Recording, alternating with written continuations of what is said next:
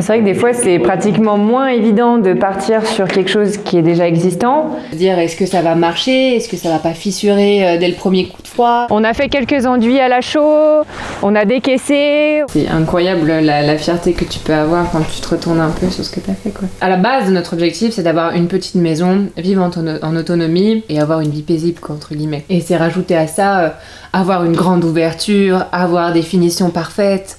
Et tu vois, ça a un coût financier qui t'oblige à avoir une pression. Est-ce qu'on n'est pas en train de perdre les cons en faisant ça, quoi? Salut les pingouins! Aujourd'hui je suis chez Léa et Laurent qui sont en train de rénover une maison de 1926 et donc on va faire une petite visite et ils vont nous parler de leur projet. Donc ça c'est la charpente d'origine. Et du coup là, tu vois, on a doublé pas mal de chevrons qui commencent à être abîmés. Donc bon, pour le coup on n'a pas forcément très écolo, mais on a passé tout au xylophène pour être tranquille. Et du coup ouais, c'est reprise de charpente, isolation en laine de bois. À l'intérieur. À l'intérieur. Et à l'extérieur, on a un multicouche. Et à l'extérieur, on a un multicouche. En lin. Là-bas c'est fini le lambris. Oui. Là vous avez du frein vapeur qui est mis. Là vous avez de l'isolant et là vous avez rien. Du coup vous n'avez pas fait couche par couche, vous faites...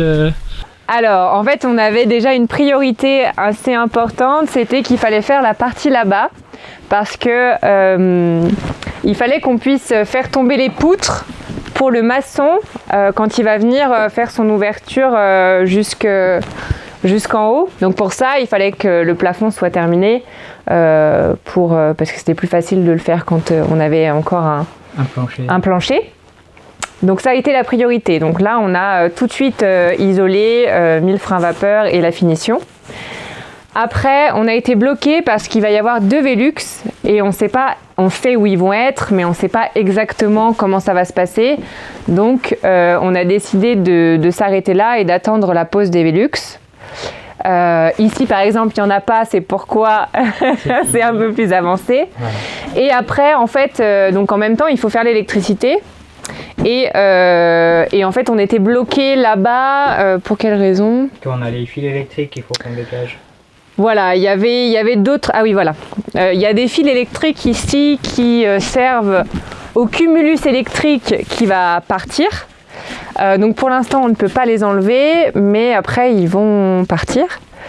Donc en fait c'est un peu en stand-by. Donc on a fait voilà, les priorités. On va les laisser poser leur Velux et après on fera toute notre finition autour pour être sûr que le lambris finisse au bon endroit et qu'on n'ait pas trop coupé de lambris pour faire les finitions. Mais du coup c'est vrai que vous avez remarqué dans la maison qu'il y a plusieurs chantiers en cours parce qu'en fait on est obligé à un moment donné d'intervenir là-dessus pour pouvoir continuer sur d'autres tâches. Voilà.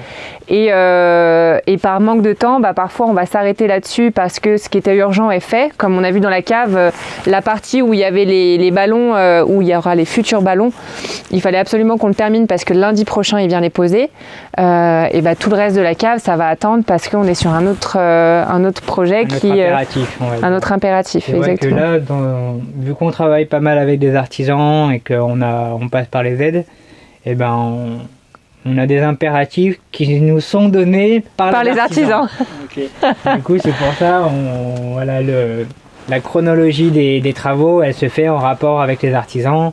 Et du coup, voilà, on adapte, on fait ce que les artisans ils ont besoin pour pouvoir faire leur boulot. Et puis après, nous, derrière, on fait le reste du boulot, quoi. Ça peut être un peu délicat dans le sens que du coup, il y en a partout. Il y a des petits chantiers qui ont commencé un peu à droite à gauche, mais ça permet, voilà, quand on a un peu une baisse de mots parce que ça fait une semaine et demie qu'on coupe du bois, et on fait autre chose. Pendant 1 ou 2 jours, on s'attaque à une autre mission, et après on revient sur la mission d'avant. On avance petit à petit comme ça, quoi. Faut pas avoir peur de la poussière, faut pas avoir peur du chantier et d'un peu le bazar quand même. Ouais, parce que du coup je crois qu'on l'a pas dit dans la vidéo, mais on habite dans la maison. On a passé l'hiver dans une caravane dehors et du coup on dormait dans la caravane, mais on avait encore la salle de bain et les toilettes. Et la cuisine. On a gardé toutes les pièces d'eau, on les a pas touchées pour l'instant. Donc cuisine, salle de bain et WC. Et en fait, quand on vivait dans la caravane, ça nous servait simplement de stockage pour nos affaires au propre. Chambre, quoi. Voilà. Et et pour dormir convenablement. Et après, au mois d'août, on a rendu la caravane parce qu'on a mis en priorité une priorité sur la chambre pour qu'on puisse justement avoir un endroit propre pour stocker nos affaires et pour dormir. Et voilà. Ouais. Et après, c'est pareil, l'impératif de la chambre, elle nous a été donnée parce que c'était des amis à nous qui nous avaient prêté la caravane et ils avaient besoin de récupérer la caravane. Du coup, on a dit on n'a pas le choix. Du coup, on a mis le taquet sur la chambre. On a fini la chambre au maximum. Mais c'était bien parce que ça nous a permis d'être motivés et d'avancer. Un petit coup de fouet, quoi. Et quand on a ramené cette caravane et se dire qu'on allait vivre dans la maison, on a gagné en confort et c'était chouette quand même. Et puis oui, ça remonte un peu le moral aussi quand vous avez passé. Tu te lèves dans ta maison et que tu n'as pas besoin de traverser ta cour quand il pleut, c'est sympa. Voilà. Donc c'est vrai qu'il y a beaucoup au niveau de l'organisation du chantier, c'est beaucoup de l'adaptation par rapport soit à nos besoins à nous, aux événements. Il y a eu pas mal de trucs aussi qui ont été problématiques. Bon, on avait pas mal acheté les matériaux avant, mais on a eu un peu les problèmes de livraison quand même. Alors, il va falloir se faufiler pour l'instant. Donc en fait ici on est sur la petite extension de la maison qui a été faite après. Et à la base la toiture elle continuait elle recouvrait la totalité de la maison. Et elle était en mauvais état, très mauvais état. Donc il y avait deux solutions, c'était soit on refaisait toute la charpente ici, soit on enlevait tout et on partait sur un autre concept qui est le toit terrasse. Et en fait c'est surtout qu'un jour qu'on était ici en train de défaire les tuiles, on s'est retrouvé face à cette vue et on s'est dit waouh, on est quand même vachement bien ici, qu'est-ce qu'on pourrait faire pour être ici, pour venir boire l'apéro ou chiller ici. Et en fait l'idée du toit terrasse nous est parvenue et au final les tuiles qu'on n'a pas mis, ça nous a permis d'acheter l'OSB et l'étanchéité du toit terrasse. Mais bon, après, on a eu quand même quelques inconvénients quand même, parce que entre le temps où on a enlevé les tuiles et enlevé la charpente et le temps où on a fait l'étanchéité du toit terrasse, il y a eu peut-être quelques semaines, et pendant ces quelques semaines, il a plu. Donc on avait bâché, plus ou moins correctement, et il y a eu 2 fois où ça s'est très mal passé et où on a dû enlever l'eau dans la cuisine à la petite cuillère passer à travers. Donc c'était les joies. Il y a un week-end où on est parti, on est revenu, il y avait 5 cm d'eau dans la cuisine. On a fait un week-end vraiment pause et on a fait une règle où on était interdit de parler du chantier pendant un week-end entier et c'était pas évident mais on a quand même réussi. Parce que c'est vrai que t'as vite fait de sortir avec tes copains ou n'importe où et de penser quand même à ça. On voulait être à la campagne surtout, à la base. Et au fur et à mesure du temps, notre envie d'habiter à la campagne, ça s'est transformé en envie de devenir agriculteur. Et du coup, on a cherché une petite maison d'habitation avec du terrain pour pouvoir s'installer en agriculture. Quand on était à Roanne, on a fait un BPREA et on a commencé nos recherches pendant le BPREA. Donc entre le moment où on a commencé à faire nos recherches pendant la formation et le moment où on a trouvé, il y a grosso modo 1 an. Ouais, une bonne année. Une bonne année. Entre vraiment trouver le terrain idéal qui correspondait à notre envie et aussi à notre besoin de maraîchage. Un des gros points forts et un des gros bonus de cette maison, c'est qu'il y avait de l'eau. Donc on cherchait un terrain, de l'eau et une petite maison à rénover parce qu'on souhaitait la faire à notre image, avec les matériaux qu'on voulait, etc. À un prix intéressant pour nous, qui correspondait à notre budget. Il ne fallait pas que la maison dépasse 100 000 €. C'était mis 100 000, ouais. Et après, on avait un certain budget pour les travaux, mais sachant qu'à la base, on pensait être suivi par la banque, ce qui n'a pas été notre cas. Donc heureusement, on avait un appartement en tant que propriétaire et qu'on a pu revendre pour financer une partie de la maison. Il y a 70 mètres carrés au sol, au rez-de-chaussée, et un peu moins de 50 si on compte le demi-étage, la mezzanine avec la petite chambre. Oui, parce que du coup, il y avait des combles qu'on a décidé d'aménager pour agrandir un peu la surface de la maison. On voulait plus petit, mais bien pensé, pour effectivement, moi j'ai l'impression que plus c'est petit et moins c'est préoccupant, c'est moins de choses à gérer, etc. Et puis ça correspondait mieux à notre image et à notre façon de voir les choses. Ouais, donc moins de, oui, comme tu l'as dit aussi, moins de charge mentale et moins de chauffage à dépenser, etc. Quand on a grand, on accumule, ça fait plus de trucs à ranger, plus de ménage et compagnie. Étant donné plus de choses à rénover aussi. Plus de choses à rénover aussi. Et étant donné que pour l'instant, on n'a pas d'enfants, on n'a pas d'animaux de compagnie, ou alors ceux qu'on a, ils sont à l'extérieur, on s'est dit, avoir une grande maison, ça n'a pas grand intérêt. C'est surtout que ça ne nous correspondait pas. Ouais. Sympathique et c'est moins cher à rénover, c'est moins de chauffage. Donc c'est plus pratique, plus sympathique. Dans un premier temps, notre projet, c'est de finir de rénover la maison pour avoir un certain confort. Et ensuite, notre objectif, c'est de s'installer en agriculture. Donc il y aura 2 pôles, on va dire. Un pôle plutôt maraîchage et verger et un autre plutôt plantes aromatiques et médicinales, sachant que ça se regroupe. Dans l'idée, c'est de créer de la biodiversité.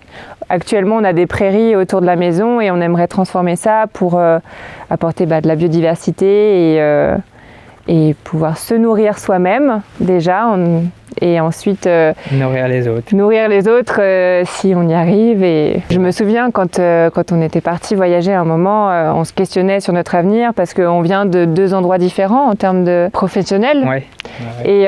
Et donc du coup, on voulait savoir ce qui nous rendrait vraiment heureux. Donc de gagner en liberté par rapport à l'autonomie, ça a été la première chose qui nous a fait venir vers ça.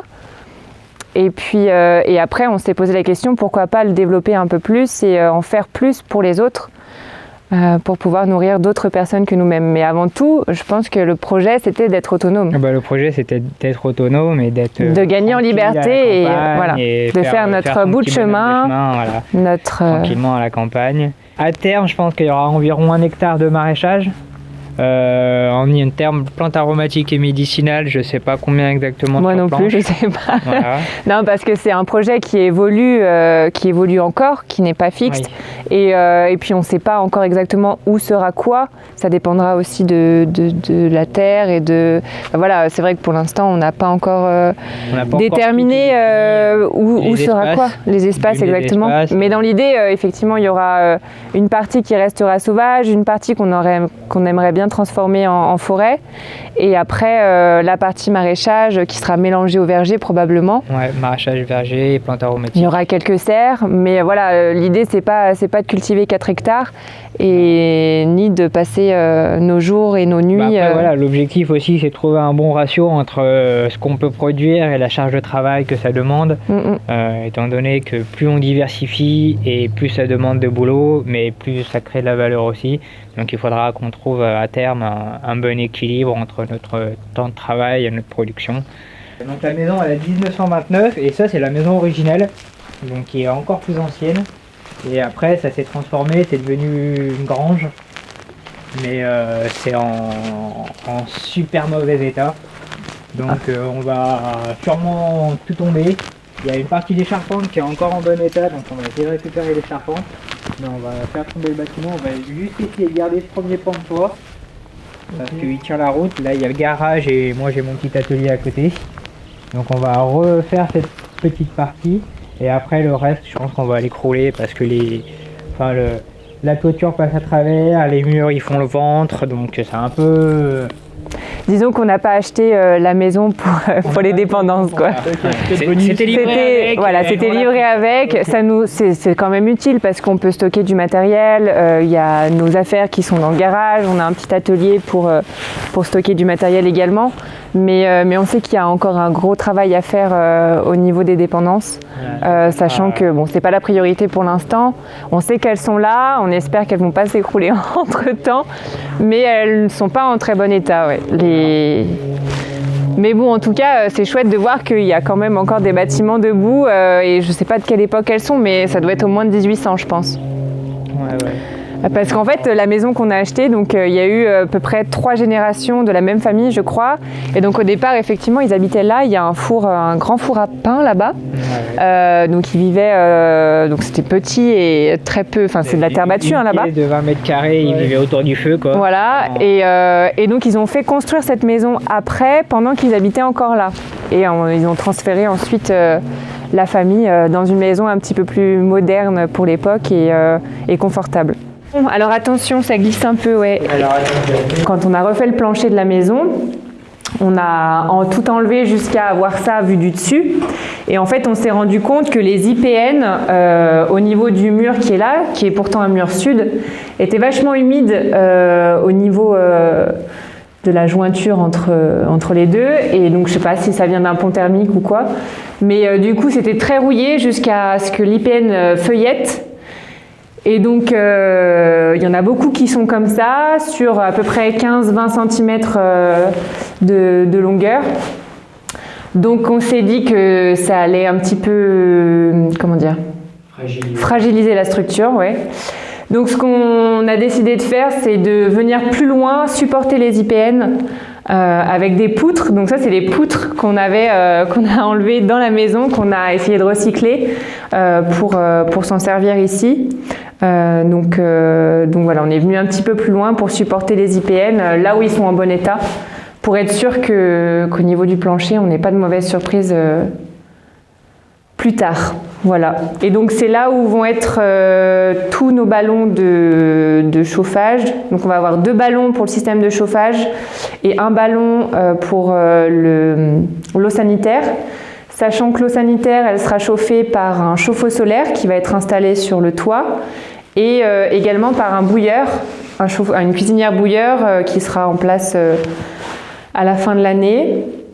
Donc ils vont venir chauffer dans un premier temps le ballon d'eau chaude, et une fois que le ballon d'eau chaude sanitaire sera chauffé, tout ça servira à chauffer le système de chauffage, enfin les ballons pour le système de chauffage, les ballons tampons. Donc voilà, et du coup pour améliorer, on va dire, l'aspect de la cave, on a décidé de refaire des enduits sur les murs. Donc c'est des enduits sable chaud et eau.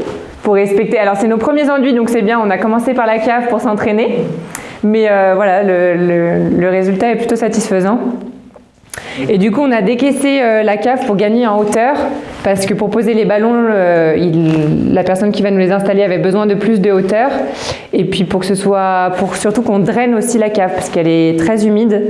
Et donc, vu qu'on voulait l'aménager pour ensuite pouvoir stocker des conserves, des bouteilles, etc., on a décaissé la cave, on va faire passer un drain, faire un hérisson, et ensuite on viendra finir avec des petits cailloux. Et donc on a fait exprès de ne pas s'approcher trop près des fondations de la maison. Donc on n'a pas tout décaissé, d'une pour gagner en travail, parce que le décaissement de la cave c'était super compliqué. Et parce que là on est dans de l'argile pure, donc ça collait à la pelle, c'était terrible. On en a vraiment... C'était compliqué, quoi. Donc du coup on a laissé un banc tout autour, et par-dessus en fait on vient faire des petits bancs comme ça en béton de chaux, qui nous servira de structure pour mettre des étagères. On trouvait ça plus propre, et de ne pas avoir des étagères trop basses, c'est pas plus mal. C'est surtout que ça permet aussi de ne pas toucher à ce qu'on appelle le bulbe de compression, qui est sous le mur, parce que souvent sur les maisons anciennes il n'y a pas de fondation, du coup c'est juste une pierre ou deux qui est posée, et puis après ils montent le mur, et du coup si on gratte trop près du mur, ça peut fragiliser le mur. Du coup on a laissé un bon bandeau au pied du mur, comme ça on n'y touche pas, le bulbe de compression il reste entier, et puis après nous derrière on vient juste faire notre petit coffrage. Comme ça, on ne touche pas à la fondation du mur, et ça ne nous empêche pas de gagner notre hauteur qu'on veut pour avoir une cave un peu plus agréable. Il y a la petite dalle au fond là, donc ça c'est une dalle béton qui a été faite, que le plombier nous a demandé pour pouvoir poser les ballons, parce qu'on va avoir 2 ballons, c'est 2 ballons de 500 litres. Donc ça fait 500 litres, et le ballon d'eau chaude sanitaire il fait 300 litres. Donc il a dit qu'il voulait quand même quelque chose d'assez costaud et tout, du coup on a simplement fait une chape béton mais c'est standard, le seul endroit où il y a du ciment. Mais c'est le seul endroit où il y a du ciment dans la maison. Le reste, on a essayé de faire uniquement avec de la chaux et du sable pour respecter pour respecter les anciens matériaux, enfin la perméabilité des matériaux et laisser respirer la maison, quoi. Disons qu'on a pris le temps de réfléchir aux matériaux qu'on utiliserait pour respecter au mieux la maison qui est déjà présente. D'abord, tu regardes en quoi est faite ta maison et ensuite, tu te permets de faire certaines choses ou pas. Mais en tout cas, dans l'idée, nous, c'était comme ça qu'on avait conçu le...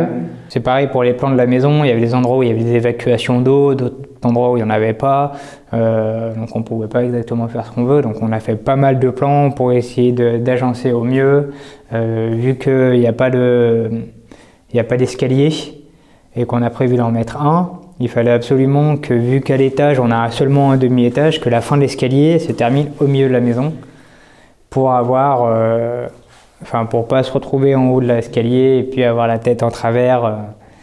Donc il a fallu tourner la maison dans tous les sens, tourner l'escalier un peu aussi dans tous les sens pour essayer de trouver le meilleur plan.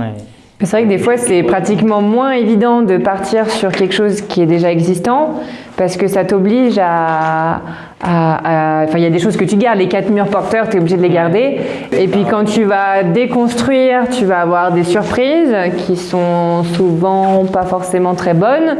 Et du coup, il faut encore t'adapter. Donc tu pars de quelque chose, tu dis je vais faire ça avec ce que j'ai trouvé, et puis tu trouves d'autres choses, donc tu dois t'adapter de nouveau. Tu commences à gratter, à démolir, et puis tu te rends compte qu'il y a autre chose qui va pas, du coup tu rechanges les plans. Il y a eu cette histoire d'IPN là qu'on a découvert, qui nous avait mis un petit coup parce qu'on s'est dit c'est quand même important que le plancher tienne, donc comment on fait? La toiture, au départ on pensait garder les tuiles présentes, en fait elles étaient en trop mauvais état, donc on n'a pas pu, il fallait qu'on rechange toutes les tuiles, donc c'est ce qu'on n'avait pas prévu dans notre budget. La reprise de charpente aussi. La reprise de la charpente. On avait une idée de fenêtre, on voulait faire des grandes ouvertures sur un des murs, et en fait il y a une fissure dans la maison à un angle, et le maçon nous avait dit j'accepte pas de vous faire la fenêtre à cet endroit là parce que ça va fragiliser la maison. Donc en fait, c'est des petites choses qui font que tu fais pas ce que tu veux. T'as tes plans, mais t'as aussi tout ce qui va se passer après. Et donc tu fais pas ce que tu veux. Il faut avoir beaucoup d'imagination. Tu peux t'approcher de tes idées. Enfin bon, il y a des choses qui se passent très bien par contre. Mais avant tout ça, on a eu une caravane. On a acheté un camping-car. Que c'est pareil, on avait tout vidé, toute la caisse, on avait vidé, et ça c'est la première étape. On avait rénover un camping-car. Première étape, c'est la première fois que j'apprenais à me servir d'une visseuse, je crois, si peut-être. Mais... Et donc deuxième étape, l'appartement, on achète cet appartement et en fait on a appris comme on a appris. Déjà toi tu avais des bases avec ton père qui travaille dans ce domaine-là. Et puis en fait on s'est beaucoup renseigné à travers des livres, des vidéos, la possibilité de connaissances, de trouvailles qu'on a pu faire sur YouTube ou sur même des sites internet. En fait on est super curieux et on essaye d'aller le plus au bout des choses possibles. Et puis après est arrivée cette maison où on avait vraiment envie d'utiliser des matériaux qui nous font plaisir, qui sont un peu plus écologiques, qui nous ressemblent, etc.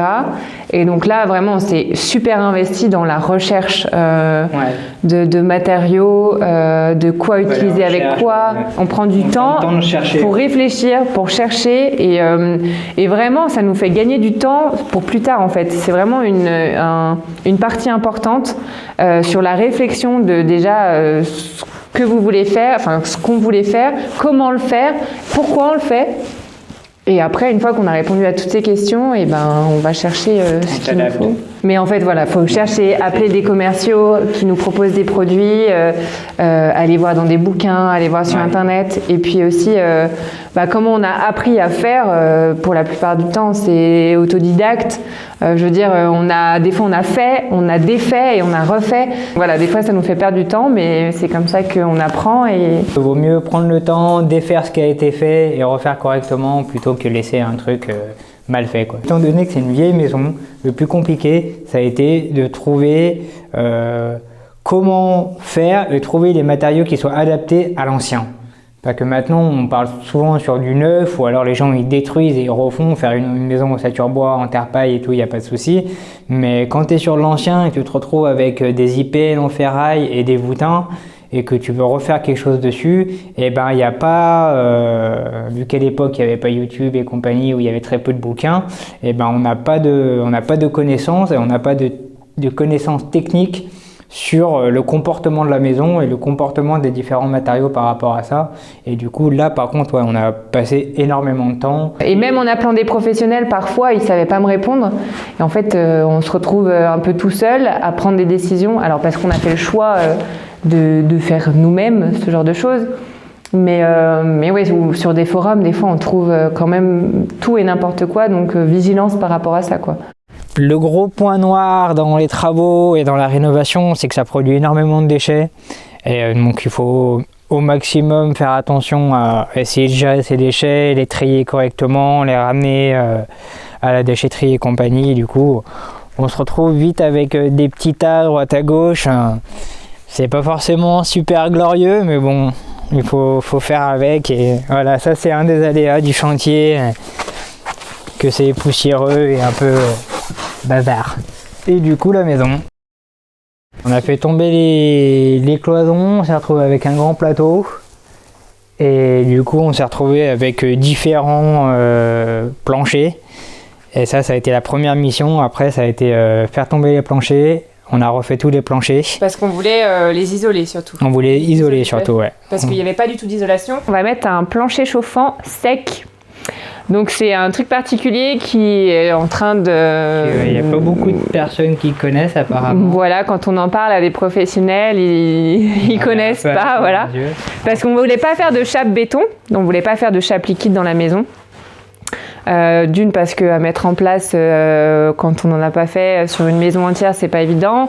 De deux, parce que c'est du ciment en règle générale et qu'on ne voulait pas utiliser ça. Et puis voilà. Et donc du coup, on a trouvé ce système-là. C'est sur des plaques de fermacelle dans lequel est creusé des rainures pour faire passer les tuyaux d'eau. Donc on peut poser sur de l'OSB et ensuite on peut venir carreler directement sur le fermacelle. Donc ça évite d'une de mettre une natte de désolidarisation parce qu'on aurait eu ce problème-là si on voulait carreler sur du bois. Donc ça nous sert de natte et en plus de ça, ça va nous permettre d'avoir un plancher chauffant sans dalle. Et en fait, quand toi tu veux le faire, t'envoies le plan de ta maison et eux ils font le calpinage, ils calculent tous les machins et tout et après ils t'envoient le caisson, ils t'envoient le kit directement et du coup tu as ton kit avec tous tes raccords, tes dalles qui vont bien, le petit plan de mise en place. Bon, par contre, ça a un certain coût, hein. C'est je crois plus d'une 50aine d'euros le mètre carré, donc ça fait vite un budget. Donc du coup, au niveau de l'aménagement, au niveau de la cuisine, elle sera en L sur le fond.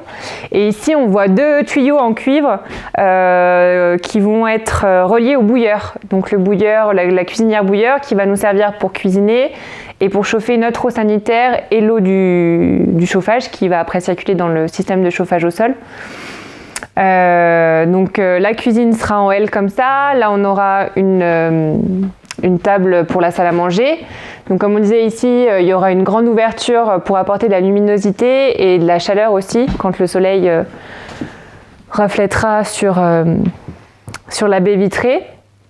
Et puis après, on a décidé du coup, donc là, on a enlevé les poutres à cet endroit-là pour faire une ouverture plus importante au niveau de la pièce à vivre. Et on a voulu plutôt garder un plancher un peu plus bas au niveau du salon pour que ce soit plus cocoon.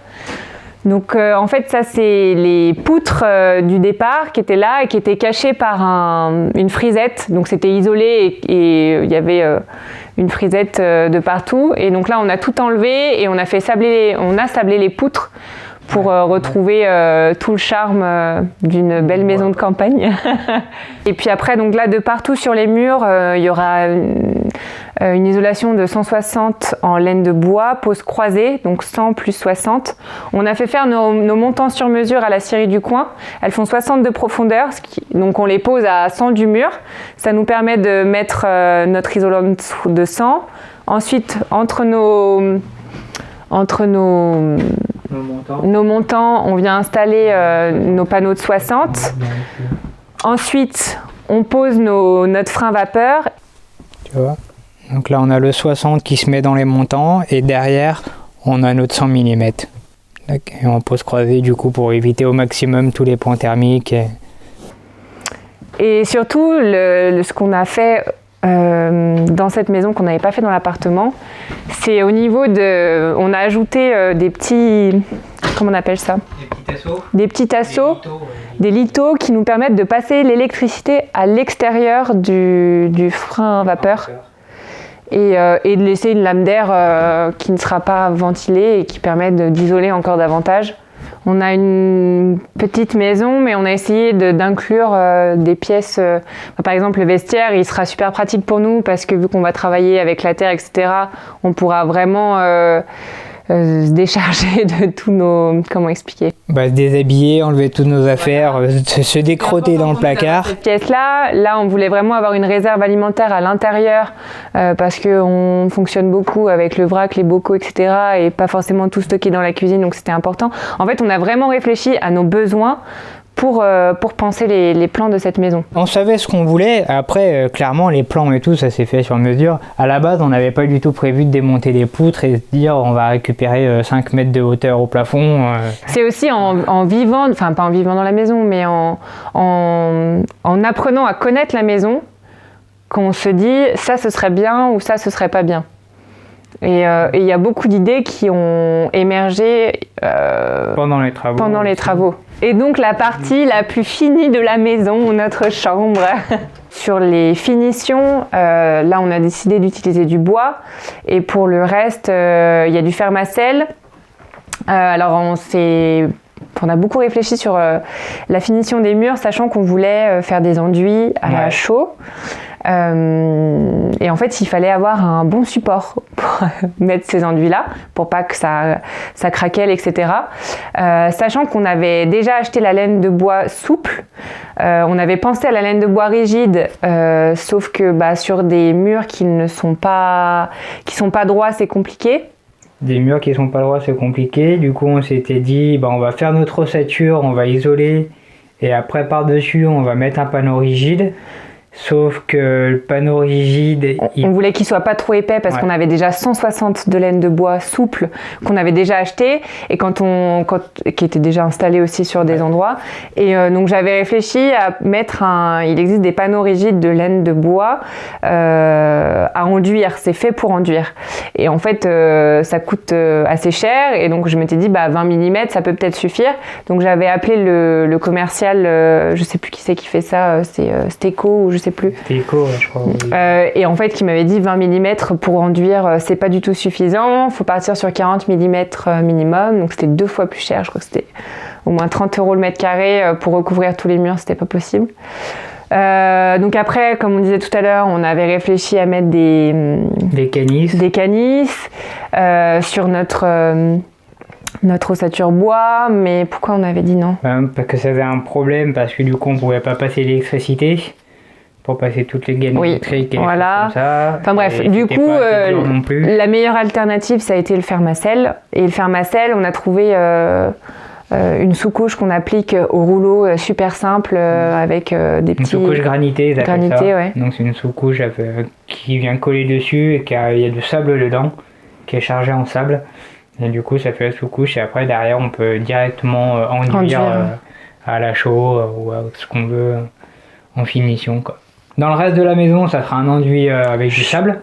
Chaux, sable. Chaux, sable et eau. Et ici, c'est chaux, poudre de marbre et eau. On voulait tester différents enduits. Parce que l'enduit à la chaux avec le sable, il a toujours tendance à colorer un peu la chaux et du coup, on n'a jamais quelque chose de très blanc. Et dans la chambre, on voulait un rendu blanc. Et il sera plus lisse parce que la granulométrie est plus fine. Voilà, du coup, c'est la poudre de marbre et du coup, c'est quelque chose de très fin et pour le coup, qui est très blanc. Et du coup, avec la chaux et la poudre de marbre, on aura un enduit qui sera bien blanc et bien lisse. Et du coup, on pourra... Enfin, la chambre, elle sera faite comme ça. Alors que dans le reste de la maison, ça sera une couleur un peu plus beige, un peu plus naturelle. On a fait le choix de ne pas utiliser de peinture par exemple, ou de choses comme ça. C'est aussi pour nous. C'est pour la maison, pour l'environnement, mais pour nous, on pense à nous et notre santé. Dans la réflexion du projet, ça s'est fait vraiment à deux. Bah oui. Toutes les prises de décision, de toute façon, elles sont faites à deux. Et moi, quand je suis tout seul à la maison, je travaille sur la maison. Et s'il y a un truc sur lequel j'ai un doute, ou je ne sais pas, ou alors j'ai besoin de la confirmation de Léa pour des emplacements de lumière par exemple ou des choses comme ça, je mets en stand-by, je fais autre chose et après le soir quand elle revient à la maison on discute, on dit bon bah voilà il y a cette problématique, comment on fait, est-ce que je fais comme ça ou comme ça, et on prend nos décisions. Moi je travaille à l'extérieur donc je suis pas sur le chantier la semaine, et Laurent lui par contre est sur le chantier la semaine, donc la plupart des travaux sont faits par Laurent, mais par contre tout ce qui a été réflexion sur la mise en œuvre, etc., on l'a bien réfléchi à deux. Et par contre, il y a des tâches qu'il ne peut pas faire tout seul. Donc le week-end, il y a des week-ends qui sont consacrés à ça, aux travaux. Et on a parfois des amis qui viennent nous aider ou de la famille pour des tâches plus importantes et qui sont plus difficiles à faire que à deux. Parce que c'est vrai que c'est pas beaucoup d'eux pour faire une maison. Donc il arrive qu'on se fasse aider et puis voilà, mais la plupart du temps effectivement tu es tout seul sur le chantier à mettre en œuvre tout ce qu'on avait réfléchi en amont à deux. Je fais tout ce que je peux tout seul, j'avance au maximum et puis après c'est les week-ends ou quand on invite les copains et tout. On fait des choses qui sont très longues et qui vont très vite à beaucoup. Ou très physiques. Ou alors des choses qui sont très lourdes. Par exemple, les fermacelles. Le fermacelle, c'est vachement lourd par rapport à du placo. Et mettre en place du fermacelle tout seul, c'est pas possible. Par contre, la différence ça me fait penser à ça, la différence avec notre première rénovation, c'est que la première, on avait donné tout notre temps. Les week-ends, je me souviens, quand on allait voir des copains, c'était limite, je m'en voulais parce qu'on n'était pas sur le chantier, etc. Et quand même, ce qu'on s'est dit pour cette maison, c'est de prendre un peu de temps pour nous. Tu l'oublies assez rapidement, de prendre du temps pour toi et de prendre attention, de prendre soin de toi, etc. Mais voilà, on se laisse un peu plus d'espace pour le week-end, aller voir des amis, de la famille, parce que en fait c'est indispensable pour garder le moral. Et en plus là on est plus loin, on est à 1h30 de route de là où on était avant, où il y a toute notre famille et nos amis. Donc c'est important quand même qu'on prenne le temps de faire des petits breaks, de prendre des week-ends. Alors on le fait pas systématiquement, et c'est vrai qu'il y a eu là, ça va un petit peu mieux, la pression elle redescend parce que toutes nos décisions elles sont prises, etc. Mais quand tu dois avancer et que tu as. Enfin, il y a des fois où moi j'étais dépassée par le temps en fait. Tu te retrouves à la fin de la journée, t'as pas du tout fait tout ce que tu voulais faire, et puis t'as aussi ta vie à côté, t'as d'autres choses à gérer que ta maison, quoi. Et puis t'as des artisans qui te disent je passe demain faire machin, et il faut que ce soit prêt. Et quand on avait décaissé la cave, pareil, on avait prévu un week-end. On avait loué une mini-pelle pour un week-end. Et sauf que le dimanche soir, c'était pas du tout fini. C'était 17h. Et ils venaient la récupérer le lundi matin. Ouais. Et en fait, là, encore une fois, il y a une réflexion et qu'est-ce qu'on fait, une prise de décision. Donc on avait fait le choix de pas terminer. J'ai pété jusqu'à 23h. C'était un week-end où on a passé la tête dans le guidon comme ça, à faire je décaisse, et il n'y avait rien d'autre qui comptait, quoi. Ouais. Donc c'est mais en tout cas voilà, pour revenir sur le fait de prendre du temps pour soi, etc., c'est à la fois indispensable et à la fois tu l'oublies hyper rapidement. Mais en fait il faut faire attention parce que c'est un cercle vicieux, et si t'es pas bien avec toi-même parce que t'es trop fatigué, tu vas faire du moins bon travail ou aller moins vite. Donc des fois il faut s'offrir des pauses pour repartir davantage sur un meilleur pied. Mais enfin là on le dit, ça a l'air facile comme ça, mais en fait quand t'as vraiment la tête dans le guidon, t'oublies tout et tu t'en rends pas compte. Ouais, il y a des après, craques, tu dis c'est bon, ça me saoule, j'arrête, c'est bon. Ouais. Et je me pose. Mais il y a des périodes où moi je me rappelle, j'ai eu une période hyper compliquée à me dire putain on va pas y arriver, quoi. Et puis il y avait aussi la pression financière. On n'a pas parlé beaucoup de budget, mais la pression financière, elle est quand même là, et parce qu'on n'a pas eu de financement pour financer la maison, donc on a trouvé d'autres solutions. Et que là, on finance les travaux compte-gouttes, et que c'est chaud, quoi. Parce qu'on a envie de bien faire, donc on n'a pas envie on fait pas de compromis sur les matériaux. On n'a pas envie de faire des compromis sur les matériaux, donc on achète forcément des matériaux qui coûtent plus cher que certains. Et puis Et puis c'est un budget quoi. Enfin, là, on a acheté donc cette maison à l'époque avec les 4 hectares de terrain, 85 000 €. Et il va y avoir pratiquement autant pour la rénovation de la maison. Donc il faut trouver, il faut financer tout ça. Faut trouver l'argent. Et ça fout une certaine pression parce qu'on a envie de gagner en confort, aller le plus vite possible, etc. pour avoir une maison finie et être bien dans sa maison, quoi, mettre tout ça derrière soi. Et d'un autre côté, on peut pas le faire aussi vite qu'on veut parce qu'on finance les travaux compte-gouttes et que il faut penser aussi à pouvoir payer les artisans qui vont arriver. Et continuer à payer son électricité pour l'instant. Oui, continuer à manger correctement. Continuer à bouffer. Donc en fait, ça fait une charge mentale supplémentaire, plus tout ce qu'il y a à gérer, des retards, de machin, etc. Donc ça peut amener de la pression importante, surtout quand on a d'autres choses à gérer aussi dans sa vie, qui peut être au niveau familial, au niveau du travail, au niveau de plein de choses. Donc c'est pas évident tous les jours, mais par contre, quand on prend du recul, on est trop content, quoi, de se dire qu'on est en train de faire ça nous-mêmes. C'est gratifiant, c'est sûr. En fait, tu repousses tes limites à chaque instant. Quoi. Tu repousses tes limites, je trouve, et t'es trop fier, quoi, de te dire que t'arrives à te lever le matin et à faire des trucs de fou avec tes mains. Et puis avec des matériaux cool. Ouais, faut pas hésiter quand on refait une rénovation à prendre des photos. Parce que moi, je sais que je suis tout le temps dedans et du coup, j'ai l'impression de pas avancer. Alors, je bosse tout le temps, mais j'ai l'impression de pas avancer. Et de temps en temps, quand je regarde les vidéos, quand je regarde les photos sur l'ordinateur, je me dis ouais, c'était quand même dans un sale état avant et tout. On a quand même ça fait plaisir, plafond, et tout. On se dit bon, effectivement, t'as l'impression que t'as pas avancé, mais il y a quand même beaucoup de boulot qui a été tombé. Et du coup, ça remonte un peu le moral de voir les vieilles photos et de voir la maison comme elle était avant et tout le chantier que c'était. Le planning, c'est faire la maison et après faire l'installation agricole. C'était ça le planning. Ouais, c'était ça. C'était simplement exactement. ça. Et encore qu'il y a quelques mois, moi, je voulais pas entendre parler du projet agricole parce que la charge mentale de la maison était hyper importante pour moi. Et j'avais dit, je veux pas en entendre parler. Et ça s'est un peu assoupli parce qu'on commence à se laisser de l'espace dans notre tête parce qu'on sait où on va avec la maison. Donc ça permet de laisser de l'espace pour notre projet. Mais au départ, c'était ah non, mais il faut faire cette maison, quoi. Moi, j'en peux plus, il faut avancer là-dessus. Moi, je me rappelle quand même qu'au départ, on avait fait un espèce d'emploi du temps. D'ici là, au mois de juillet, ça se sera fait. Mais je l'ai re-regardé quelques mois plus tard. C'était pas du tout ça, ouais. Non, c'était à côté. C'est trop compliqué. Après, on a quand même des objectifs là. Voilà, on sait que la cave, il fallait que ça soit prêt pour les ballons pour lundi prochain. Le maçon, il aurait dû être là il y a un mois, donc on avait tout préparé pour que les poutres soient enlevées à ce moment-là et qu'il ait la place de faire la grande ouverture.